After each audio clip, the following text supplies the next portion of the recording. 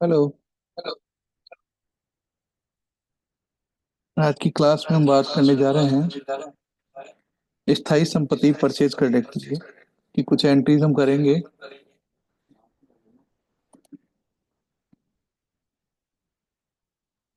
Excel दिखाई दे रहा ना?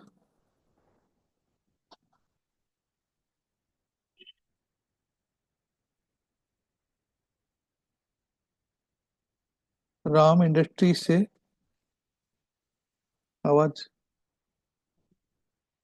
राम इंडस्ट्रीज से परचेज किया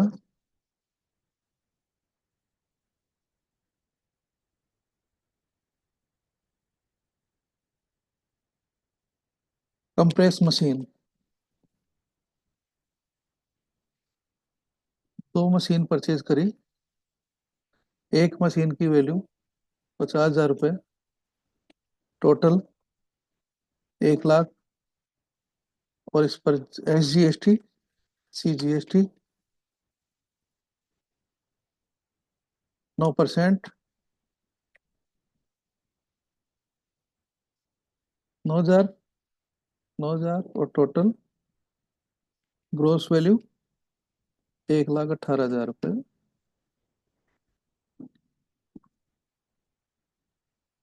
क्या किया हमने? एक मशीन परचेज करी है। इसकी एंट्री हमें टैली में करनी है। ध्यान रहे कि पहले भी हम बता चुके हैं आपको कि जिसका भी इनपुट लेना हो वो सभी एंट्री हम टैली के अंदर F9 में करते हैं। F9 मतलब परचेज वाउचर में। हालांकि फिक्स एसेट्स खरीदने पर जर्नल में भी एंट्री की जा सकती है, लेकिन सही अकाउंटिंग के लिए जितनी भी इनपुट की एंट्री है, जहां इनपुट लिया जाता है, जिन एंट्रियों में इनपुट लेंगे उनकी एंट्री हमेशा F9 में ही करना अच्छा रहता है। कारण कभी भी आपको यदि इनपुट की डिटेल चाहिए तो आप परचेज लेजर से डायरेक्ट दे सकते हैं। यदि आपने जर्नल में एंट्री कर दी, पेमेंट में भी कर दी और परचेज में भी कर दी, अलग अलग जगह एंट्रियां करी है इनपुट वाली एंट्रियों की जिस पे इनपुट लिया जा रहा है, तो आपको अलग अलग जगह से प्रिंट लेकर देना पड़ेगा और फिर उनको आपस में मर्ज करना एक लंबी प्रक्रिया हो जाएगी। इसलिए ज़्यादा अच्छा यही रहता है कि इनपुट वाली सभी एंट्रियों को, जहां जिस एंट्री में इनपुट लेंगे उनको सबको F9 में एंट्री करना चाहिए। ठीक है, आगे ये और आगे बढ़ते हैं। अब बात करते हैं परचेज। आपने क्या परचेज किया? मशीन। मशीन एक स्थायी संपत्ति है, फिक्स एसेट्स।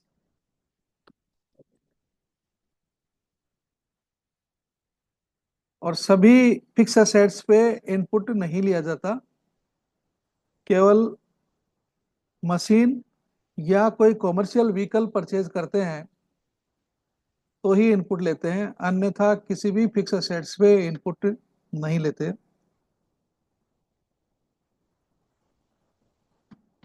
रिकॉर्डिंग चालू है।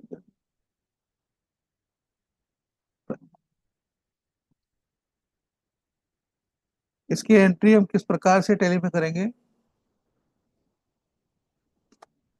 हमारी जो कंपनी चल रही है वो श्री गोविंदम के नाम से चल रही है। आप देखते हैं कि बार बार में ये 1/4/23 से करंट पीरियड क्या दिखाई दे रहा है आपको? 1/4/23 से 24। जबकि हमें एंट्री करनी है 1/4/24 से 25 में। तो Alt F2 करके डेट बदलेंगे, 1/4/24, 31/3/25। वाउचर एंट्री में चलें। वाउचर एंट्री ये लीजिए। और वाउचर टाइप क्या होगा? F9। Purchase voucher F9। यहाँ भी देख रहे हैं परचेज के आगे नंबर 1 आ रहा है। जो कि ऑटोमेटिक आ रहा है। हम बैक स्पेस से जाने की कोशिश कर रहे हैं लेकिन नहीं पहुंच पा रहा। आपको चाहिए कि यहाँ पर ये एक नंबर दिखाई नहीं दे, जो आप डालना चाहते हैं वही दिखाई दे। इसके लिए आपको कहाँ जाना होगा, गेटवे ऑफ टेली के ऑल्टर के ऑप्शन में, और यहाँ पर आपको दिखाई देगा वाउचर टाइप। वाउचर टाइप में आपको मैनुअल नंबरिंग करनी है। कौन से वाउचर में, परचेज वाउचर में। परचेज वाउचर में चले, यहाँ पर आपको दिखाई देगा मेथड ऑफ वाउचर नंबरिंग। हालांकि मैं हर क्लास में ये आपको बताया जा रहा हूँ, तो ऑटोमेटिक की जगह यहाँ पर मैनुअल लिख देंगे तो बाहर आ जाइए। ये लो। वापिस चलते हैं वाउचर एंट्री पर। F9, आपने देखा है जो एक नंबर लिखा हुआ था वो यहाँ से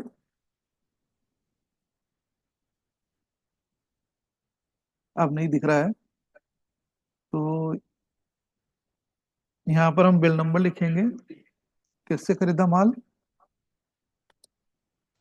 वापिस देखते हैं,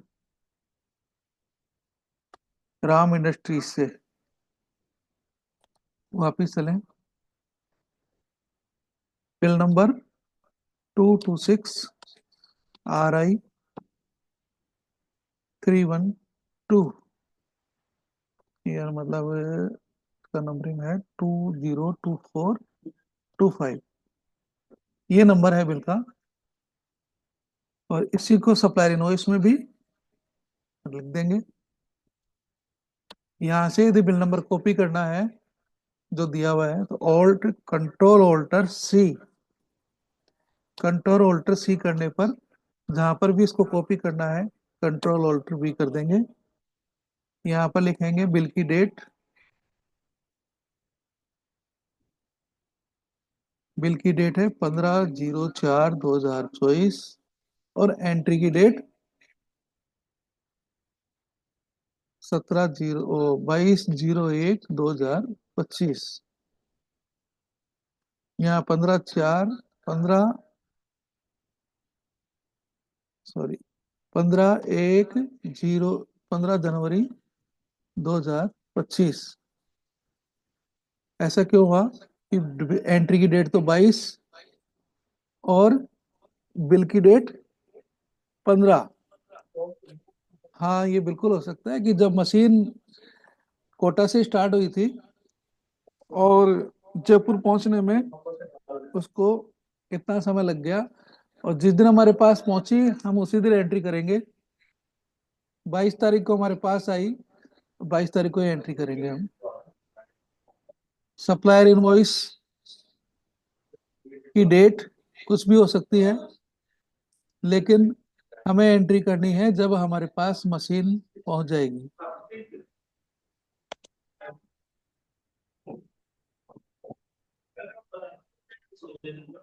पार्टी का नाम है राम इंडस्ट्रीज। यहाँ पर राम इंडस्ट्रीज का अकाउंट, लेजर अकाउंट यहाँ दिखाई नहीं दे रहा है, इसलिए इसको क्रिएट कर लेते हैं। राम इंडस्ट्रीज कौन है ये, अंडर राम इंडस्ट्रीज से मशीन खरीदी है। जिससे भी कोई वस्तु खरीदे सन्ड्री क्रेडिटर्स कहलाता है। कोई माल हो, चाहे स्थायी संपत्ति हो, चाहे सर्विसेज के बदले हो, sundry creditors. Bill by bill option no रख दें अभी तो। और पार्टी है कोटा की, ये एड्रेस डालेंगे पूरा, बासनी रोड कोटा। स्टेट डालना जरूरी है, स्टेट नहीं डालेंगे तो जीएसटी की रिपोर्ट इफेक्ट करेगी। रेगुलर पार्टी है, क्योंकि टैक्स लगाया तो इसका मतलब निश्चित है कि वो रेगुलर ही, रेगुलर का मतलब जिसके पास, जिस व्यापारी ने जीएसटी अकाउंट नंबर ले रखा है। इसका जीएसटी नंबर यहाँ डालना अनिवार्य है। इसका जीएसटी नंबर हो गया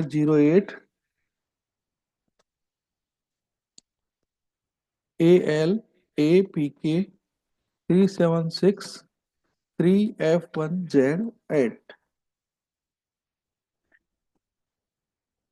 चलिए, लेजर अकाउंट क्रिएट हो गया है और हम आ जाते हैं आइटम पर। क्योंकि मशीन एक स्थायी संपत्ति है, उसकी इन्वेंट्री हमें नहीं रखनी होती है। यानी ये परचेज का पार्ट नहीं है। परचेज का मतलब परचेज तो है, लेकिन ये माल नहीं है। और इन्वेंट्री हम उसी माल की करते हैं जिसको हम बेचते हैं। स्थायी संपत्ति हम बेचने के लिए नहीं खरीदते, इसलिए यहाँ पर इन्वेंट्री करने की जरूरत नहीं है। आइटम के नीचे जो अब आप एक एंटर करते ही यहाँ से आउट हो जाएंगे और लेजर अकाउंट वाली सीरीज में चले जाएंगे। यहाँ पर आप लेजर अकाउंट लिखेंगे।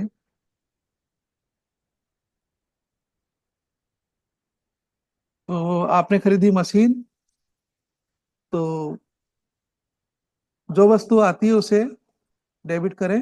डेबिट व्हाट कम्स इन, तो यहाँ पर एक लेजर अकाउंट बनाना पड़ेगा। मशीन अकाउंट, यहाँ मशीन अकाउंट ऑलरेडी नहीं है। Laser of list of ledger account, यहाँ भी हम ऑल्ट सी करके नया लेजर अकाउंट बना सकते हैं। पूरा नाम प्लांट एंड मशीनरी, GST @ 18%।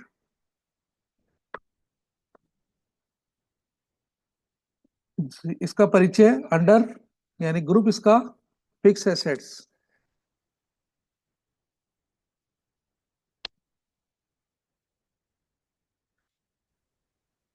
इस पर जीएसटी एप्लीकेबल करना पड़ेगा। स्पेसिफाई डिटेल HSN है इसका।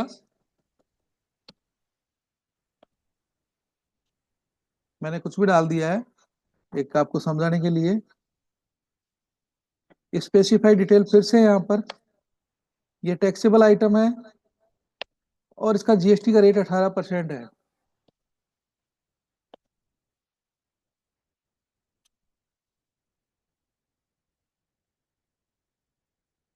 और इसको सेव कर लेते हैं। डायरेक्ट अमाउंट लिखेंगे 1 लाख रुपया।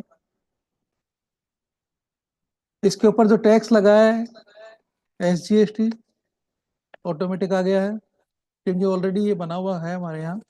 और CGST लिखा तो भी, और टोटल अमाउंट 1,18,000 रुपये। पेइंग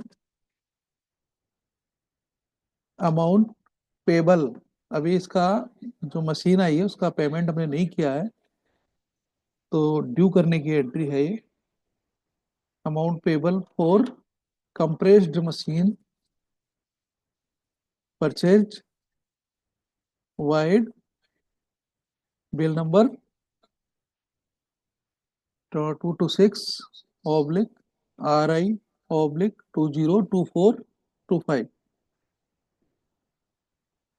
बिल नंबर देने के अलग अलग तरीके हैं। कोई सिंपल बिल नंबर दे देता है सीधा 1 2 3 4 5। इसके बारे में एक बार आपको थोड़ा सा परिचय मैं दे देता हूँ। बिल नंबर, अलग अलग संस्थाएं अपने हिसाब से बिल नंबर देती है। कोई 1 2 1 2 3 4 सिंपल नंबर देता है, 4 5 6 इस तरह से। कुछ लोग उसके पहले ईयर लगाते हैं, 2024-25/01, ऐसे करके 2 3 4 इस तरह से नंबर लगाते हैं। कुछ लोग अपनी फर्म का नाम लिखते हैं पहले, जैसे यह है राम इंडस्ट्रीज, तो RI 2024-25/01। कुछ लोग इस तरह से भी नंबरिंग करते हैं, 2 3 इस तरह से आगे चलता रहता नंबर। कुछ लोगों की ब्रांच अलग अलग जगह होती है, तो वो नंबरिंग कुछ और इस तरीके से देते हैं। जैसे राम इंडस्ट्रीज तो है, लेकिन ये जेपीआर की है, तो बीच में जेपीआर भी डाल दिया उन्होंने। एक दो, ये देखिए आप इस तरह से, 2, 3, 4, 5, आगे भी इस तरह से चलता रहेगा। यानी राम इंडस्ट्रीज का बिल है ये, जेपीआर जयपुर ब्रांच का है, और ईयर 2024-25 का है, और बिल नंबर 1।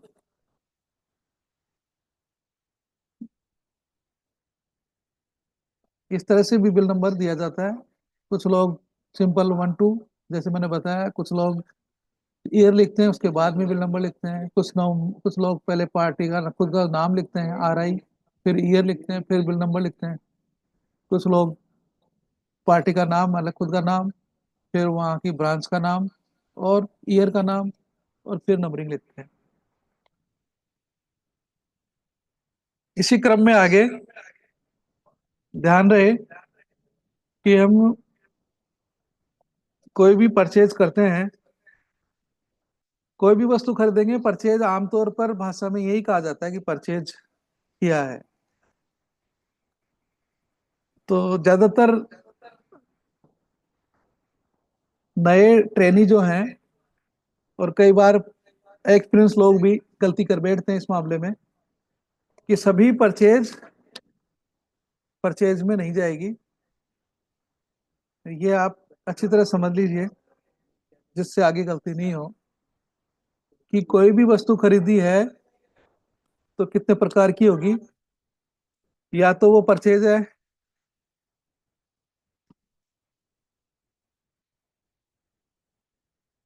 या वो एक्सपेंसेज है।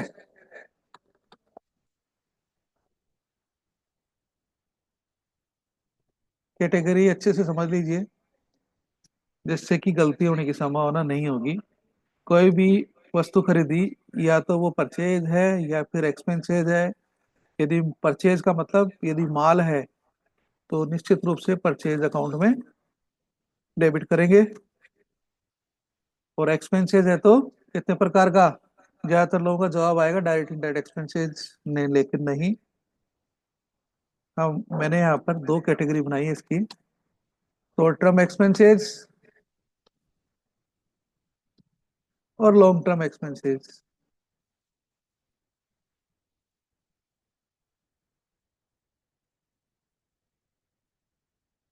और शॉर्ट टर्म के भी दो पार्ट हैं, 1 और 2, डायरेक्ट एक्सपेंसेस और इनडायरेक्ट एक्सपेंसेस। और लॉन्ग टर्म का एक ही पार्ट है, फिक्स्ड एसेट्स। तो कोई भी वस्तु 3 कैटेगरी में डिवाइड होगी जब परचेज होगी, तो उनमें से हमको डिसाइड करना है कि ये है कौन सी। माल है तो परचेज अकाउंट, खर्चा है तो दो प्रकार का। गाड़ी खरीदी, लोग बाग क्या करते हैं, गाड़ी पर खर्च किया। कोई भी वस्तु खरीदते हैं, खर्चा हो गया, या फिर बोलते हैं परचेज किया। और जो बिल आता है उस पे भी आता है सेल्स इनवॉइस या GST इनवॉइस लिखा हुआ ऊपर से। तो ज्यादातर लोगों के दिमाग में ये है कि परचेज किया है ये। निश्चित है परचेज है, लेकिन परचेज को कैटेगरी में डिवाइड करेंगे 3, जो इतनी अपने बताई यहाँ पर, कि परचेज यदि माल है, गुड्स है, तो परचेज अकाउंट में डेबिट करते हैं। और यदि ये वस्तु एक्सपेंसेस है तो शॉर्ट टर्म हेलो। या लॉन्ग टर्म, हेलो। बाद में बात करेंगे। Long term expenses, short term दो प्रकार के, डायरेक्ट और इनडायरेक्ट। और लॉन्ग टर्म फिक्स एसेट्स कहलाता है। यदि ये बात आप समझ गए, तो आपकी व्यापार में होने वाली 80% एंट्री में कभी गलती नहीं होगी। और जब भी आप लेजर अकाउंट क्रिएट करेंगे, उसको सही ग्रुप में इस प्रकार से डाल देंगे, तो किसी प्रकार की गलती होने की संभावना नहीं होगी। आज के इस क्रम में अभी यहीं पे खत्म कर रहे हैं। कल फिर मुलाकात होगी।